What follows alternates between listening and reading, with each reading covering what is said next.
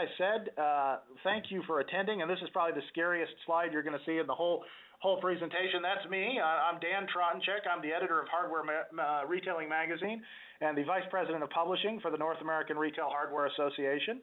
And it is our mission to help hardware home improvement retailers become better and more profitable merchants. That's all we do at the North American Retail Hardware Association.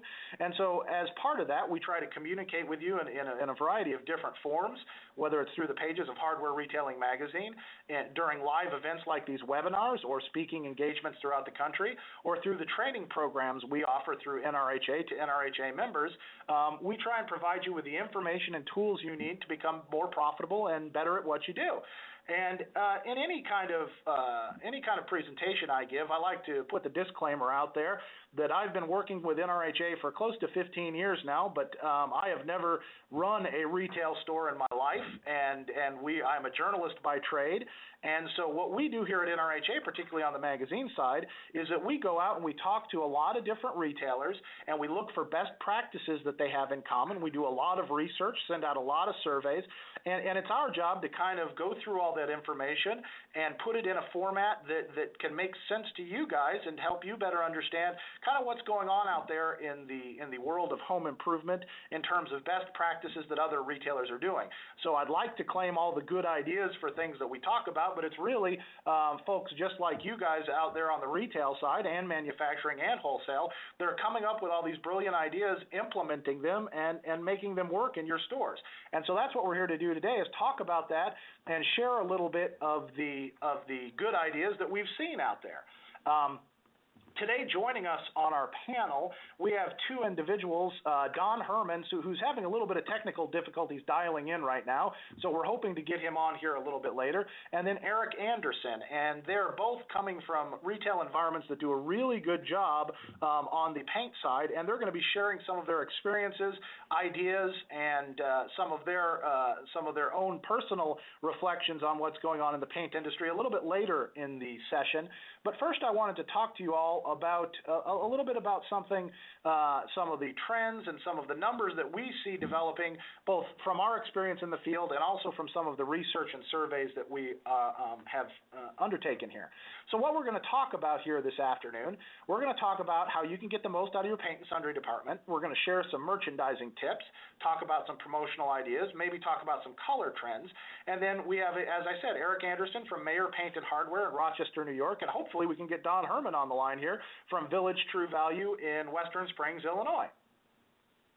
So let's talk a little bit about what we see going on out in the paint and sundries marketplace right now. Well, it might come as a surprise to some people. I know I always throw this chart up, and we have all the core categories on this chart. And one of the things that typically surprises people throughout the industry is they think that the big boxes capture the majority of sales through many of the core categories, and that's actually not true. The majority of sales in most all of the core categories within the home improvement environment, and we're talking about paint, we're talking about hand tools, power tools, lawn and garden, most of that, the majority of the sales are captured through the independent and specialty store segment.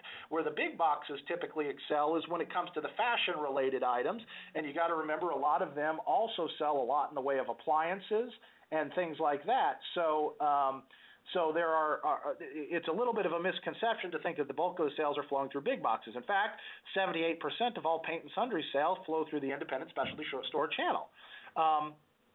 Something else, we did a survey not too long ago where we asked independent retailers how well they feel they have merchandised their store. And we asked them, of all the departments in their store, which department they felt was the best merchandised. And by far, most of the retailers said they felt the paint department was their best merchandised within their store. So that's somewhat encouraging, is that for a number of reasons. One is that independent retailers have identified the fact that the paint and sundry department can be a big profit driver for their business. They've also identified the fact that it's a department that requires a little bit of care and a little bit of thought, not that all of them don't, but maybe a little bit more care and thought than the other core departments. And it also represents the fact that there are a lot of independent retailers that are doing exciting things out there in their paint departments. So in 2007, overall paint sales were valued at $19.7 billion, and that number is increasing by about 3.1% annually. I want to touch on that real quick here because we've all been kind of down in the mire of this economic environment that we've seen for the last couple years here in the industry, and what we see is that paint sales, while they have certainly been impacted overall, like overall purchases, have certainly not felt it as bad as other departments within the home improvement retail environment. One of the big reasons for that is that paint is one of the easiest and cheapest ways to change the home environment. And most of you know that simply by buying a couple gallons of paint and a roller and a couple brushes, you could really give a room a new look or feel. So a lot of the consumers out there that were looking to remodel different areas of their home have really turned to paint as an easy and simple and cost-effective way to change their homes and to change their environment without having to invest a whole lot of money in it. Something else where retailers have certainly found some room for growth in the department in this economy has been on the commercial side, because as the rental market has picked up, there has certainly been a number of retailers who have been able to reach out to the property managers who are turning more rental properties and using more paint. It's a little bit of a different customer, obviously, than the consumers, less concerned about the colors and so on, and looking more for a price, for a entry-level price point, something that's going to coat well and do the job, usually looking for the 5-gallon sizes. But it's certainly another area, even in this economy, where paint sales have managed to grow. Let's take a look at the paint department by some numbers here. What we did is last year we did a survey of retailers, and we asked them to define each one of their core departments in terms of the percentage of sales floor they dedicate to it, and so on. And we compared those numbers to a similar study that we did in 1996 to chart how the commitments to different departments is growing or changing throughout the years. Here's what we found about the paint department. We found that paint is a slightly bigger percentage of overall sales, and now we're looking specifically here at hardware store numbers. But the numbers for home centers and hardware stores were very close, just a little bit different in terms of scale when you look at the dollar sales, but not so much different in terms of the percentages. So the percentage of sales had grown about the same in home centers. In terms of sales dollars, contributing about $204,000 a year. Now, again, this is on an average hardware store, occupying about 16% of the square footage at a store, or about 1,720 square foot, and about 15% of the inventory. So both the percent of sales floor and the percent of inventory investment have grown since 1996. When it comes to delivering on productivity, you're getting a GMROI of an average about $1.21, 1.21 in the paint department, and a gross margin of about 37.71, which has grown by almost 3 full points since 1996. So what that tells us, and what our research showed us, is that retailers are doing a lot better job selling products in the paint department, and consumers are far more receptive to quality products, quality brand names that are going to help them get the job done quicker and get them the effect that they want in a better way by using a different, better quality product. So consumers are more willing to step up to higher quality products that often offer greater margins, not only on the coating side, but also on the application side. But what that certainly takes at the store level is well-informed and well-trained employees who understand how to step customers up to those different levels of products. We also asked retailers in a survey last year about what they predict will happen over the next year within their department. So we asked them about the paint department specifically, and this was one of the biggest growth areas that they identified of all the core departments. Over the next 12 months, do you predict your department sales in paint will increase, decrease, or remain the same? Well, the majority, 49%, predicted that their sales in the paint department would be increasing. And when compared to all the other core categories where they were much more conservative with their sales increase estimates, paint really came through as one area that retailers felt very confident about being able to increase their sales. When it comes to the size of the department, the retailers we surveyed seemed to be pretty comfortable with the current size of their paint department. About 23% said they were looking to increase, but the vast majority, 70%, said that they felt that the paint department was about where it needed to be in terms of size, and really not many at all looking to shrink the size of their paint department. And that's a note, just again, on trends that I want to make as we're entering into this conversation, is that when it comes to trends, retailers have really looked for ways to expand the size of their paint department. Why? Well, we'll we'll look at that a little bit as we go along, but it's certainly become more in just about every store, regardless of size. Stores that are dedicated to selling paint have created a store within a store where they set up a service counter, mixing and tinting equipment, magazines, color samples, all that kind of stuff, and all that takes more square footage.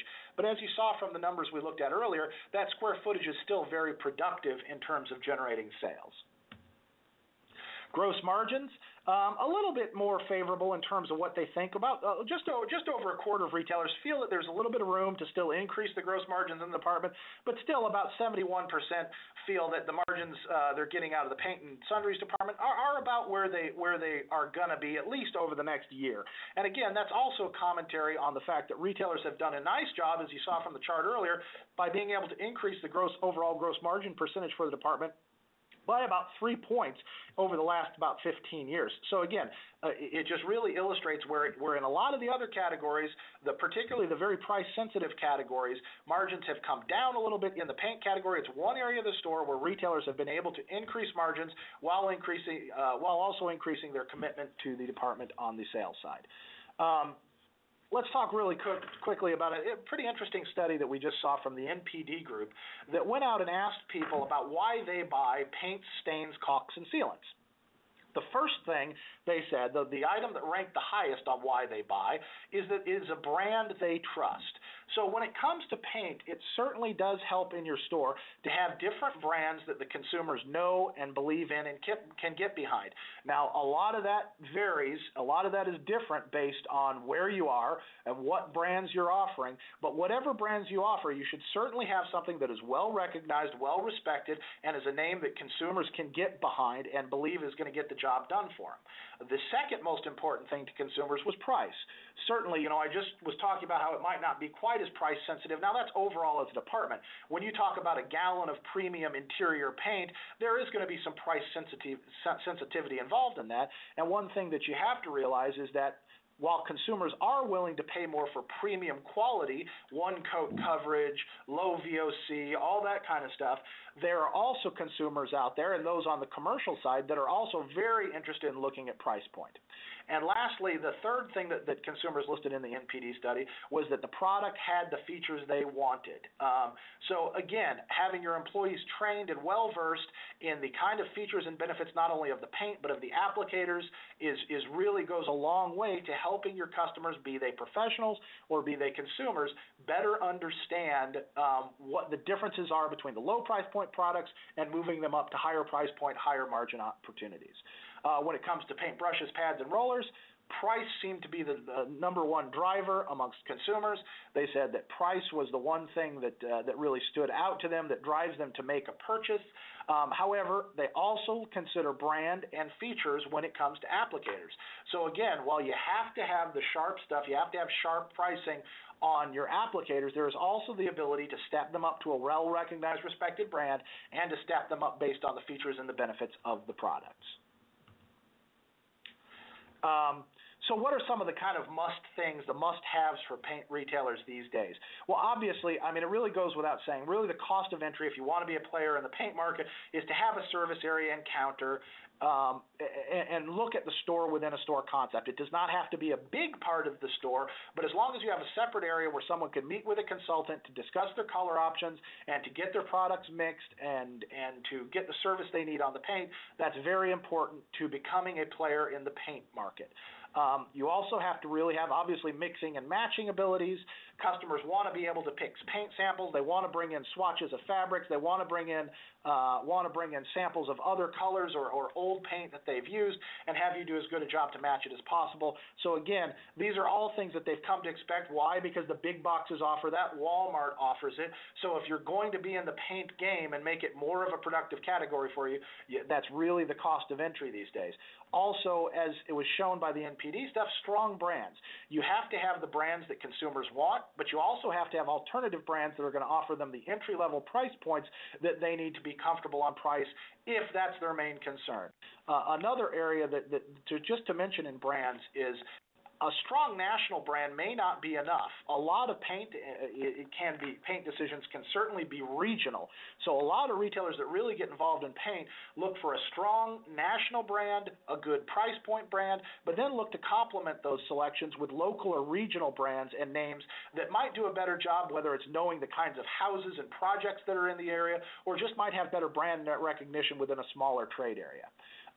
Competitive prices, again, both on national branded products, on the entry-level price points, you have to be considering what are the big boxes doing, what is Walmart doing, what are the specialty stores doing with their prices, and you have to be in that same ballpark. Where you can differentiate your store and maybe get some additional pricing freedom is when you offer those regional brands, or when you can offer perhaps a captured brand or a premium level product that the other retailers in your area don't have, because then you can position the features and benefits against the price, and you won't have that same kind of head-to-head competition. Lastly, just again, as we're talking about what are kind of some of the cost of entry things, you need to have a well-trained staff. Not only on the mixing side, but on the consultation side, you need to have a staff that understands how they can sell paint, understands the difference between entry-level brushes, entry-level rollers, and higher-level, more premium products, so they can do a good job not only explaining to the customer what the difference is when it comes to price, but can also add on sell and make sure the customers have everything they need to complete their projects, and make sure the customers get the results they want. Just like any project in a home improvement store, probably more so with paint than anything else, is you're selling the end result. You're not selling the products, you're selling the project, and you're selling the end result. So we always say that a bucket or a gallon of paint should be a key. A bell should go off in your sales employee's head that this is a project starter. If you're selling a gallon of paint, whether it's to a professional or a 5-gallon bucket to a professional, it doesn't matter. You should make sure that you mention all the ancillary products that go on along with that, from the applicators to the masking tape to the drop cloths, and drive that transaction size up, because this is a great opportunity to drive transaction size and also have employees that know how to sell up the features and benefits of the premium level products. I've done a lot of talking here myself, and as I said, these are all trends that we've observed. Now I'd like to turn it over and ask some questions. Unfortunately, technical difficulties have prevented Don from joining us, but we will soldier on anyway. And Eric Anderson from Mayer Paint and Hardware in Rochester, New York is on the line. And Eric, why don't you tell us a little bit about what you're seeing in your area and a little bit about how your store approaches paint. I've been to your store before, and it is probably one of the finest paint-oriented home improvement stores that I've been in, that also sells full-line hardware. So maybe you can share with us a little bit about how you guys approach the market and what you're seeing these days. Definitely, Dan. Mayer Paint and Hardware was established in 1972. Our paint department makes up about 900 square feet, which, like you said, is nicely complemented by a full hardware store. Contractors are about 40% of our business, with decorators and homeowners making up the other 60%. We're a full-service retailer, and that means we pride ourselves on customer satisfaction and really driving up sales and that kind of thing. We make sure we go above and beyond to have merchandising and trained professionals in the department at all times. We want to make it so that this is an experience you're going to remember, and you're going to come back to our independently owned store and not consider the big box option. Now, Eric, tell me a little bit about how you guys manage to do that, because obviously getting trained employees and getting employees that kind of understand the market and understand how to approach customers in the paint area is kind of difficult. What do you guys do? I mean, is it in identifying the employees ahead of time, or through training, or kind of shadowing more senior employees? Yeah, I believe that the training is the biggest part that can go into it, and on-the-job training in the paint department is really what makes our clock tick. We have a very experienced paint mixer who's been in the industry for over 40 years, and he shadows and helps the younger employees on color matching and customer service, and we make sure we take a very proactive attitude. Whenever a customer enters the door, they're greeted, they're walked through the whole project. We make sure they understand what they're going to need to complete the project, and that they have all the know-how necessary to get the job done. Eric, tell me a little bit about the kind of brands you carry. Would you agree with the sentiment, the statements that I made earlier about kind of being able to differentiate yourself both with a well-recognized brand, but then balancing price point against that and maybe some regional brands? We certainly do. We carry two paint offerings, Benjamin Moore and California paints, and those are both upper end paints. We try not to mess around with anything that's going to undersell us. We don't want to have a $14 gallon of paint on the floor. We feel that by selling superior products that we're going to drive the higher end clientele into our store and keep them satisfied for the long term and continue to build the relationship with them. Tell me a little bit about the regional brand you carry, California. Why did you guys decide to add that to your mix, and what does that really do to differentiate you from the other stores? It gives us an A and B option. Sometimes customers come in and they haven't had a pleasant experience with one of the products, or it's not exactly what they were looking for.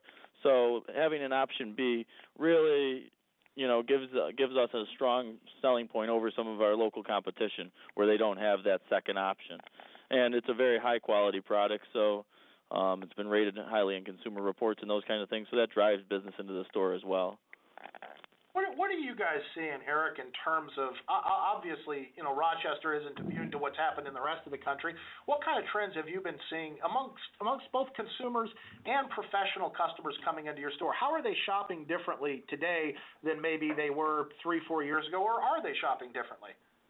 I think that in the paint department, we have been a little immune to the economic downturn, and customers still are looking to get the job done properly and with all the correct tools, and maybe aren't, skimping on any of the accessories necessary. But on the other end of that coin is they're not hiring contractors as much, and that has hurt the contractor business locally here, and a lot more do-it-yourself projects are going, which is okay for us, but we do like to really have our house accounts and those kind of guys taken care of, and that is the bread and butter of our business, so we're looking for a turnaround there. And we really are looking to grow our contractor business and steal some of that away from the local competition. Yeah, what is it? Tell us a little bit about your market in terms of competition. Who are you guys competing against? I'd assume pretty much all the regular. Yep, all the regular players. Sherwin-Williams. The big box stores, of course, are right down the street, and we have a local Benjamin Moore dealer, Hadlock's House of Paints, and they're a big player in the industry. They're a dealer as well. But go ahead. Oh no, I'm sorry. Go ahead, please finish, Eric. Yeah, but we really want to differentiate ourselves on service and delivery and those kind of things where we're going to go the extra step for our contractors and make sure that, even if we're priced $1 higher per gallon, that we're making up for that on service above and beyond. What are some of the kind of unique things you guys do from a service perspective? We make sure we carry the paint out to the customer's car. We make sure we greet the customer when they come in. We make sure the merchandising is always in tip-top shape. I mean, there's nothing worse than coming into a paint wall and seeing it half full or with, missing price tags and that kind of thing. We're always re-merchandising and having new index seasonally come up to keep the look of our store very professional. And this helps us draw decorator business and that kind of thing. Absolutely. Also, you guys do a lot of unique things in the way of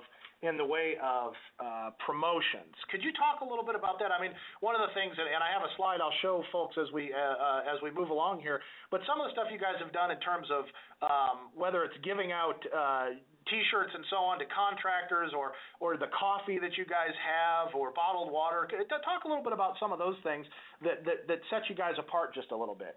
Right. In the summer, we always have a cooler with Gatorades and waters in it for contractors or, thirsty homeowners. That's, just keeps everybody happy. We don't charge for that. And, there's nothing like coming off the ladder and coming in for another gallon and having a nice, refreshing drink. We also try to prospect at the counter as much as we can. So we build a relationship through our email program. And what that is just capturing our customer's email address and zip code so we can track where they're coming from. And then we send them out special offers on paint and on hardware items as the seasons come around. And this just helps us build a database and remain in touch with our customers. We do the same thing for contractors, just on a little different level. We have a house account program where we set you up level 1, 2, 3, or 4, depending on how much painting you do, and that gives you a discount off the paint and paint sundries. house accounts spend a lot more with us, as we've tracked over the years, and we're really looking to grow our house account business. But the most important thing there is where your customer fits in, what category is. You really need to build the relationship with that customer so you know what price points he needs to be at and where you need to be to remain profitable. Definitely. I believe we just had Don join us. Don, are you there? Finally got on, sir. Hey, thank you so much for being patient. Everybody out there, let's thank you guys for being patient with us. Don, thank you again. Thanks for You're being welcome. persistent. We were just talking a little bit. We were just really kind of started the discussion a little bit, and Eric was sharing with us a little bit about how Mayer Paint and Hardware approaches the market. Why don't you start, if you don't mind, telling us a little bit about how Village True Value, a little bit about your marketplace, but also a little bit about how you approach the paint category, how you differentiate yourselves from other stores in the market, and maybe a little bit about how you've seen the market change maybe in the last few years with the economy changing. Well, I think it all amounts to big-time customer service, getting involved with the customer as much as you can. The market has changed somewhat in respect to what people are spending. We're in pretty much a higher-end area, so they never really bicker about price. We do have our house brand, which is True Value, of course, and we do carry Benjamin Moore, which pretty much outperforms just about everything in the store here. Do-it-yourselfers seem to be more or less the norm now. A lot of the contractors pretty much have been having a rough time in that respect. They're not really getting what they used to get out there, so that's kind of dwindled down a little bit. But we've always maintained more or less the residential, the actual homeowner in that respect versus contractor business. And that's where we fall in big time compared to like the big box stores and other hardware stores. It's all in the time that you spend with the customer, how involved you get with the customer, your advice, and pretty much myself and my associates are pretty well versed. I've been in the paint business for many years. I had my own business for a good 23 years prior to this, and it gives me, a lot of knowledge, a lot of experience, hands-on experience with pretty much everything that I do sell. As my associates pretty much are the same. They've been in the business for quite a number of years and have ample experience. So the economy has kind of hurt to a certain extent, but like I say, we're pretty much the do-it-yourselfers, the homeowner who doesn't really have the funds anymore to really go out and get a contractor to come in and do their job for them. So the more we can assist them and give them as much information as we can, whether it's picking colors, laying out a room, laying out a whole house for that matter as far as color selection. You really got to delve into their, into their more or less personal life and really get into what they like, what they dislike, and sometimes a lot of compromising is done. But in the end result is making them happy and walk away with a good feeling and doing the job right. Now, this is kind of a question for both you guys, because I think you kind of both mentioned the same sort of thing. There is as more people are probably engaging in do-it-yourself projects because of limited budgets, it probably seems to be a little bit more incumbent upon the store associate to be able to answer the questions and steer them in the right direction. Would you guys say, one, is that the case? I think that's what I hear you saying. But two, are customers still, are they willing to step up to more premium level products still, or are they really focused more, would you say these days, on price point, both not just in terms of paint, but in terms of applicators and buying all the appropriate products that they might need for their project? Well, that's a great question. It goes far beyond just the quality of paint. I mean, it's the applicators, the type of rollers they're going to use, if they're going to be reusing these things over again, the quality, for a longer duration as far as, an entire house project. We do have lower end, applicators and that kind of thing, but ultimately I myself prefer to go, take a step further and, if it's a few more dollars, that's fine, because the end result is, you're going to get longevity out of these products. I'd rather steer them in the right direction from the get-go, not to, push big-time, high price type of items, but the right item to use. Right. I don't want them coming back at me saying, well, this failed, that failed, and in turn, if they, can't really, fit it into their budget, that's another story altogether.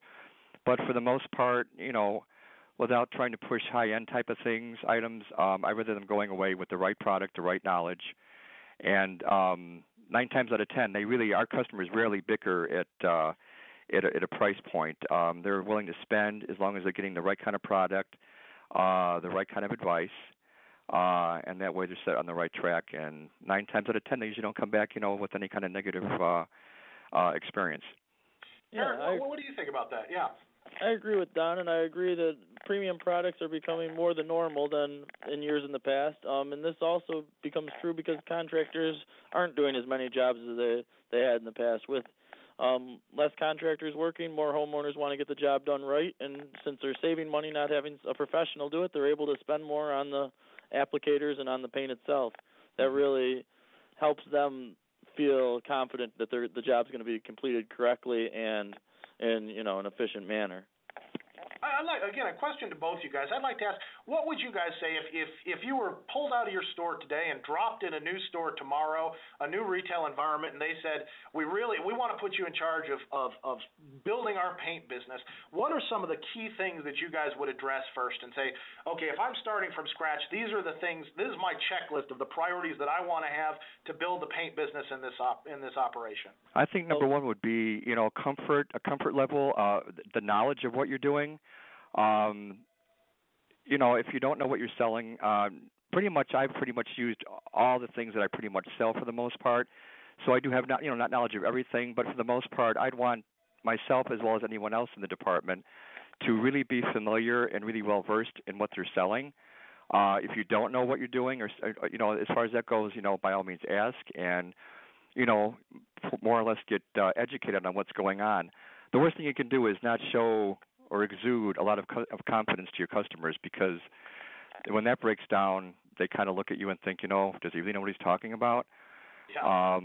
So for the most part, knowledge would be the top priority, and then as far as selling things would be, you have to have the love for it, the want to do it, and just sell a good product with knowledge. Yeah, I agree with Don, and I also think the relationship building would be the first step that I would take. I think that as those customers enter your store or become familiar with your brand name and image, that you really need to build that, and your staff needs to portray that in everyday operations. It needs to be the main focus that this is more than just a one-time experience. We're going to walk you through the project from start to finish. Paint customers don't just come into your store one time. They come in for the ceiling paint, then they come back for the walls, and then they need to pick a trim color. So it's an ongoing process, and you don't want to offend the customer in any way. You want to wow them. You want to make it so this was really an enjoyable experience from them from start to finish. I'm sure Eric is with us here. Like you say, you become basically a part of families, and they do come back. The gratification is when they come back for actually many, many years. And come back for every little project or any kind of advice they need. That's the big payoff. You're doing your job right when they do come back, even if you haven't seen them for a while. I mean, I've had people come in, they finished a project maybe last year, and then lo and behold, a year or so later, they're back, and it's like, wow. And they come right here because they know they're going to get the advice and the know-how that they need to have for their projects. So it's very, very important. We've started in our department a little scrapbook that customers can bring in any of their completed projects, and it's nice for other customers to look through that and see that these are color schemes that go together in our area. These are what other people have done in our area. Because when they look at these, decorating booklets and that kind of thing, it doesn't necessarily relate directly to your neighborhood painting the exterior of your house. Exactly. So, yeah, and that shows that we're really taking interest in what the end result is here, and we're looking for a very high-quality job out of the products we offer. For sure. Let me ask you guys a question in terms of switching gears a little from the retail to kind of just the overall environment.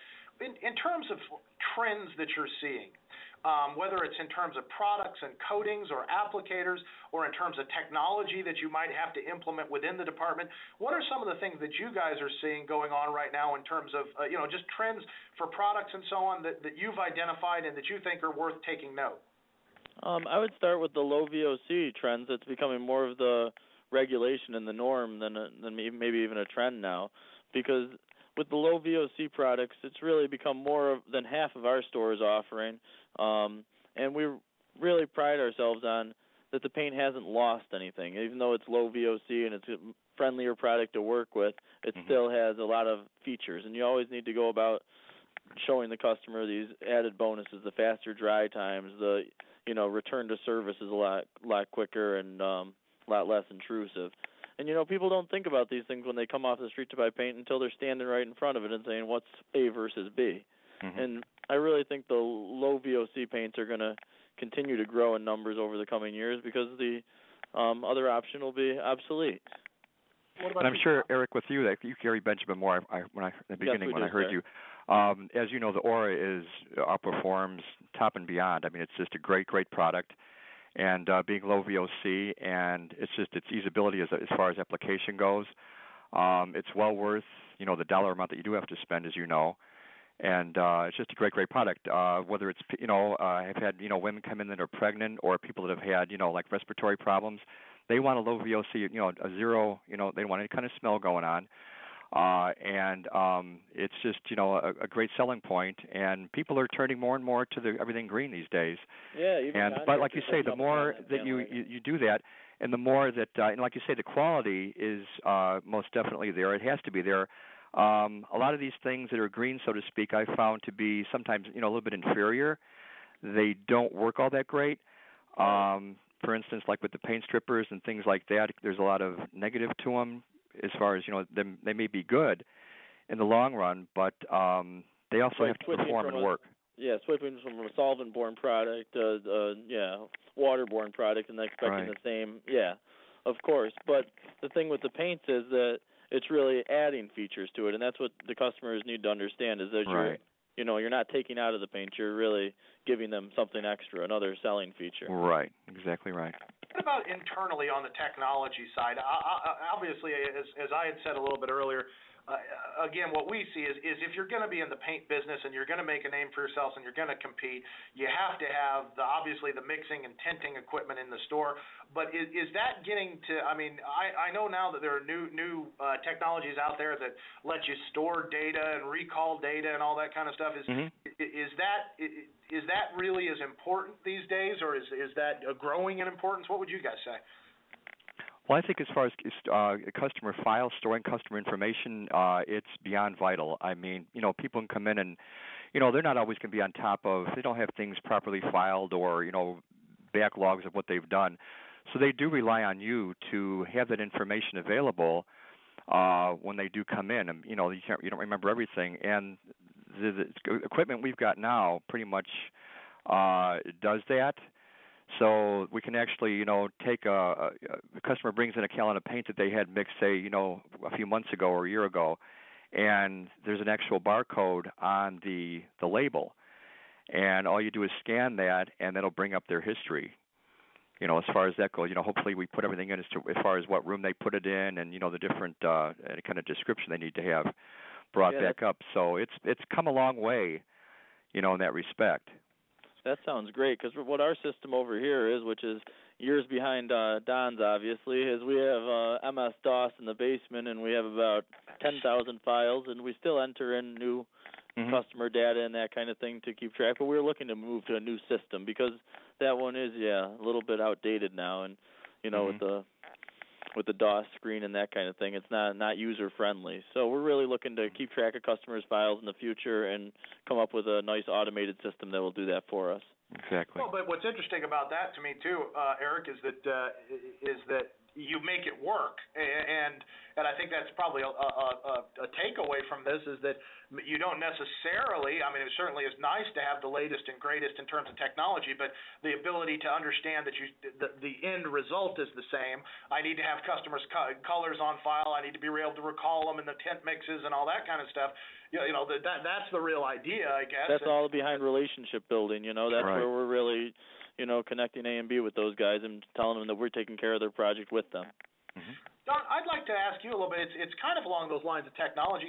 Tell me a little bit about what you guys have done with spray paint. And Eric, I don't know if you guys are doing this as well now, but it's certainly something as spray paint technology has evolved, not only in the quality of the product and the range of uses for it, but also and I'll let you take it from there, Don, and tell a little bit about what you guys do up there.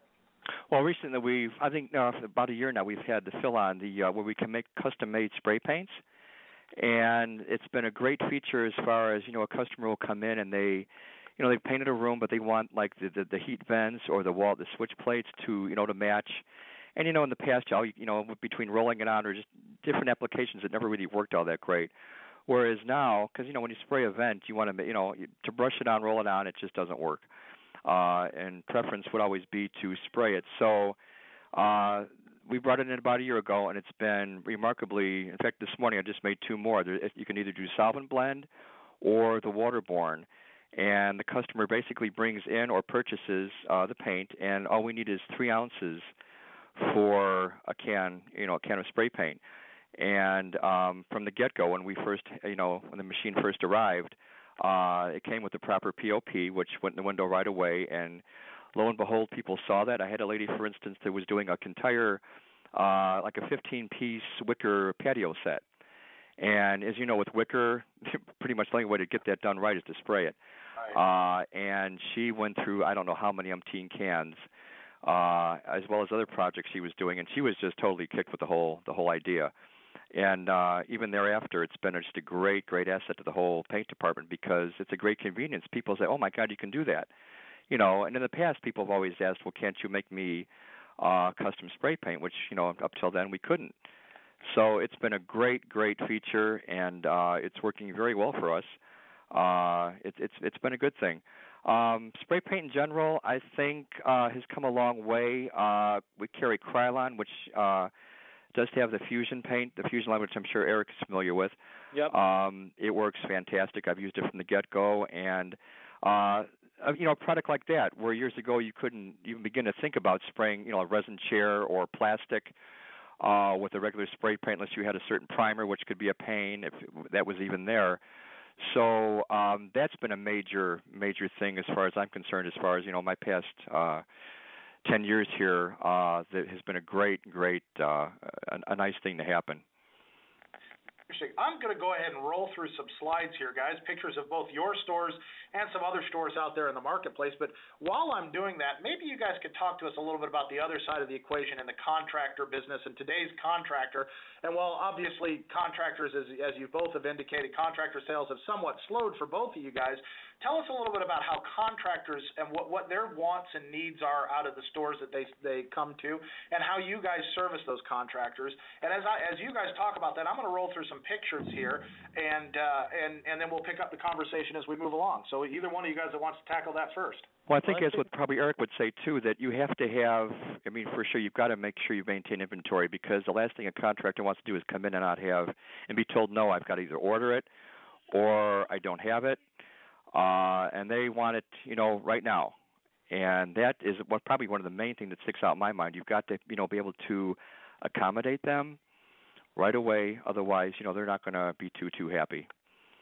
Yeah, I feel like the store's decor, too, really, contractors aren't looking for something that's so done up and above and hoity-toity that they're not, they don't feel like they belong. But they also, on the other end of that, want their customers to be able to go to the store, to pick out the colors, to work with the sales associates, so that everybody's involved in the project. Contractors need price points to be met so that they're at your store and not at the store across the street from you. They need to be able to have special options like delivery on big jobs or in special situations where they're not able to get over there. They want you to know that you're going to be there for them in any situation and do whatever you can to make their job a little easier. Exactly. Now, do you guys utilize outside sales at all for your contractor? Any outside people that go out there to kind of pursue that contractor business? Yeah, I have in the past have gone to, like, for instance, the local country club. Yeah, we do. I will go out and, either, like, again, choice with colors or, just meeting out there with them and, making it easier on their end for them, because the more you can basically cater for them and do for them, as Eric said, as far as, delivering paint to the site, just things like that are major, points with the contractors. The more you can accommodate them in their situation, make it easier for them, the better it is. That's been proven many times over. We've come up with a opportunity account program over at our store where each of our associates comes up with a handful, between 5 and 10 contractors who are currently doing business with us, but maybe not nearly the business that they could be doing with us, and we make those focus, and we go to those job sites. We, go to lunch with those contractors. We do whatever we can to make them feel like our store is a place where they should be getting their paint products and any hardware that we can take care of as well. We really like to show that we have more to offer than just our paint department. We want to be a full service retailer to them so that they can say, wow, I didn't need to go to Home Depot, or I didn't need to go, Exactly. Yeah, and that's certainly a key point. Is we've spent today talking about paint, but it's also a driver. And as I began, indicated that paint is certainly a project starter. And when someone comes in and says, I need a gallon or two of paint, or if it's a contractor needing 5 gallons or whatever it may be, those bells should go off in the sales associate's head and say, well, they're obviously working on a project. What else can I sell them? And oftentimes that spills over into the other areas of the store. You've got to jump right in there, and right, exactly. It's true, because a lot of the paint department around Rochester here, or paint stores around Rochester here, are only paint stores and not hardware stores. So it's really helping these guys who are doing remodeling and that kind of thing to one-stop shop. Mm-hmm. Yeah. I have got a couple of questions that have come in, and for those in the audience there, please, again, if you have any other questions, go ahead and in the Q&A bar in the lower right-hand corner of your screen, you could ask them through there. Just type it in and hit send, and we'll get to them. One of the questions I have, which we get a lot of these during these presentations, is will this presentation be available after, or will the slides be available after the presentation is completed? And the answer is yes. The slides and the entire presentation is being recorded, and it will be available through www.nrha.org. That's the North American Retail Hardware Association website. It takes about 2 to 3 weeks for the production team to put this recording together and get it posted up there. But if you check back within the next couple of weeks, it should be available there, the entire recording. And at the end of the presentation, I'll give you my personal email, which is Dan, T, D-A-N-T, as in Thomas, at nrha.org. And if you just email me, I'd be happy to just send you the PowerPoint if that's all that you're looking for. I had another question here about the statistics I was quoting earlier, and do those include tractor and implement paint? And I cannot, without a shadow of a doubt, say yes, because the question we asked when we did the survey was asking retailers of all different types, hardware stores, home centers, and lumber yards, about sales through their paint department. We did not go down to the product-specific level, so we just asked them for overall department sales. So I'm sure in some cases it did include tractor and implement paint, but not in all cases. I also have a question here about we're talking about the tintable spray paint earlier, and someone just wanted some clarification again on who was it that makes that tintable spray paint? Philon, it would from Seymour of Sycamore. Okay. And then I have a question here about what are the top 5 attaching items in each of your stores when contractors or DIYers buy paint? Just kind of asking what are kind of some of the typical add-on sale items that when both consumers and contractors come into your stores, what are the other things that they typically buy when they're buying paint, guys? I think they get a roller cover, a tape, caulk gun, paintbrush, and maybe a drop cloth. Drop cloths. I'm big on pushing. What I use now, I mean, as far as cleaning brushes and rollers, brushes especially would be an actual water rinsable brush cleaner, which in the past people would use mineral spirits, paint thinner, whatever, and wonder why a lot of times all the residues weren't able to be gotten out of there at all, and then they wondered why the product would either harden off or just they end up throwing half this stuff away. Yeah. So that's something that I use personally, and I love the product. Something like that would be is and people I've led on to this product have been just I come back every day just about thanking me, wow, this stuff really works. So it's things like that, and like Eric was saying, the roller cover is a good roller arm. It's all about selling quality products because they're going to come back at you if the thing fails. Sure. And you're going to hear about it. Yeah. And in turn, it's a waste of time for you and the customers. So it's from the get-go, the quality advice, a good product. Granted, not all people can afford to spend $18 on a brush. So you kind of have to gauge and wager what their actual use is going to be, and kind of set them forward to what the proper product would be. But it's all in the quality of the product because, like I say, they're going to come back at you if the thing doesn't work or fails, and you're the one who is responsible pretty much in the end.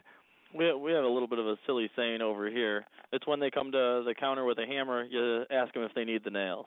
We're always trying to go with one more thing. There's never a time at the counter when we're not asking them, are you sure you have everything? Did you remember this, this, and this? Mm-hmm. Because that really reinforces the idea that you care about their project, and you're not just trying to sell them, you're trying to help them complete it efficiently. Well, basically, what I always feel too is, they come in with a list or don't come in with a list, but you're basically their list of their what's on their agenda. We even have a paint project checklist that we handle. So do we, exactly. Yeah, it's helpful. It really is because then it says, do they have these things in what shape? That's another good question to ask your customers. Sure, you have a paintbrush, but how is it looking? Has it been in the basement for the last 10 years? Right. Oh yeah. I got another question here. This is regard to the Mayor kind of private branded water that we showed a picture of here earlier. Someone said, and I don't know if you'll know the answer to this, but where do you get the private, or what company do you work with for that private label water that you guys have? Unfortunately, due to the New York State now charging a nickel for the bottled waters, our water manufacturer there is no longer going to be available for us. We're looking into going to another company locally here, but at the present time we do not have a bottled water, so I can't give you a good contact on that one. Fair enough. Let's see. It says, I am in New York City. There's a Benjamin Moore outlet store 1 block from us. What brand of paint would you recommend? Obviously, they can't sell Benjamin Moore, but what kind of other brands do you guys think compete well against Benjamin Moore? That would be terrible if it said, I'm in Rochester, New York, and I got a Benjamin Moore. What can I compete with? But this guy's in New York City. What would you guys? I mean, I think obviously this is just my own little commentary, and I'll let you guys answer. But I mean, I think obviously both you guys happen to be Benjamin Moore dealers, but there are a lot of good quality, high end quality paint brands out there, and in terms of specifics, I'm sure they all have features and benefits they could sell with. So I guess what would you guys' opinions be? As far as an alternate to Benny Moore, like that kind of thing? Yeah, yep. I mean, I've used Sherwin-Williams, I've used Glidden, I've used Dutch Boy. We were a test store not too long ago for Dutch Boy, and I had, used it, and not to nix anybody else, but yeah, there was a good quality paint there. I do see differences between them and Benjamin Moore, which is why, not just because we sell it, it's because what a lot of my customers request. Sure. And the quality is there, but not to say that the other ones aren't good. It's just that there is a difference, and to maybe the homeowners is not a real big difference, versus say Behr. I find certain things that I really, the reason I wouldn't use it, but is it a good paint? Yes and no. I mean, like I say, there's a big difference between the two. You get what you pay for the most part, and I've used even like our house brand, and it's fine. A lot of times people aren't going to want to come in and spend $55 a gallon. Sure. It's not their budget. So if you can relate to another lower cost paint, which is still, I don't want to send them off to a $10 gallon paint and not have it perform, but I have no problem working with them if you can't really justify the cost of Benjamin Moore, say, versus Glidden, Sherwin-Williams. Well, then that's fine. There is quality there. It's just that I find that there is a difference, and most customers in our area especially find that spending a little bit more is fine. I tend to reiterate that I don't paint but every maybe 5-6 years, so a better quality paint is pretty much a no-brainer because a lot of us don't really want to go in every 2 to 3 years and paint unless we really get tired of the color or want to change. Price point isn't all that much of a major issue. I got a real quick question here about the water-based brush cleaner that you were talking about earlier. What's the brand on that? Someone's interested in learning more about it. It's Savagran. Could you say it one more time? Savagran, SAVORGRAN. Okay. And I have a question. Oh, I'm sorry. Go ahead. I just wanted to go back to the last question briefly here and just speak on the fact that if you're down the street from another Benjamin Moore dealer and you're looking for a competitive line to compete, to keep yourself afloat, that, any of these private labeled California, C2, even PPG, you really want to look at their service beyond the sale. How often is their sales force going to be in your store? How are they going to help promote your business? How are they going to differentiate you from the Benjamin Moore store? And, beyond what their initial offer to you is, what are they going to do to help you promote the point of sale? What is going to be to dress up your store, to make it look like a decorating center? You really want to ask those questions of the dealers and see what they can do to beef you up. And, I think they have high-end products that are comparable to Benjamin Moore and, can be priced in the same. Paint. It's beyond just the coating. It's what they can help you with in all aspects. Yes, right. Exactly. Right. Real quick question here. Do either of you guys custom tint latex caulk? No, we have not yet. Yeah, because I know that's something that we have seen more people getting involved in, and it seems like it goes hand in hand with and I'm sure it'll be a matter of time before just about everybody starts offering that service. Got another question. What kind of things are on the paint product checklist that you guys offer? Oh, we start with the drop cloth and the caulk gun and just everything you would need to get a paint project completed, start to finish. The paintbrush, the whole thing. We make sure that the spackle's on there and sandpaper. Everything that's in our paint department is pretty much on there. Paint thinner, pretty much, yeah. From ladders to the double-sided sheet, just to give you an idea. Right. And then we just have it laminated up at the front counter, and we hand it out to folks when they look like they're, not quite sure of what they need. Yeah. I got another question here. It's kind of an interesting one, too. If you do so much service for contractors, and I think it would apply to consumers as well, but contractors, does that influence your pricing or your discounts, or do you hope to sell enough extra to cover those extra added expense that go along with the added customer service? Yeah, we're looking to raise gallons with our commercial contractors, and we're in a position that we want to do anything we can to get those gallons up so we can take advantage of volume discounts and things like that with our dealers, and so that we think those things will offset our costs in the long run. So we're not raising the price, or we're trying to price match with the local competition to remain competitive. I also have a question here. What's the best way a vendor, be it a paint vendor or an applicator vendor, can help your associates with education and improving your efforts in the field? Well, I think like we do, Dan, we we'll actually have the vendor come in at times and just have like a store meeting as part of a store meeting, and or even just to set aside a special time for that to come in and just kind of reaffirm or educate, if it's a new product, even like a refresher type thing. Our like for instance, our cabinet rep will come in once a year and pretty much sit down with us and do a question and answer and a demo, as far as a new product goes, and just keep an update as far as that goes. So yeah, and any vendor for that matter, it's always a good thing to have them come in and kind of give a little thing as far as what their product's all about or anything new as far as that goes. We always try to attend all of the seminars and those kind of things that the companies are offering, different vendors, really to become informed on their product and to stay on top of the trends in the decorating world there. We also feel that it's very important to maintain a relationship with the vendors and the customers so that everybody stays on the same page. So we'll have a vendor come in and set up a table right by the paint counter with all his products on it, and then customers come on in throughout the day, and we have a little lunch offering, light snacks, that kind of thing, and they're able to ask the expert, so if you will, and bounce questions and ideas off of him, which I feel the contractors and the customers feel is a real service.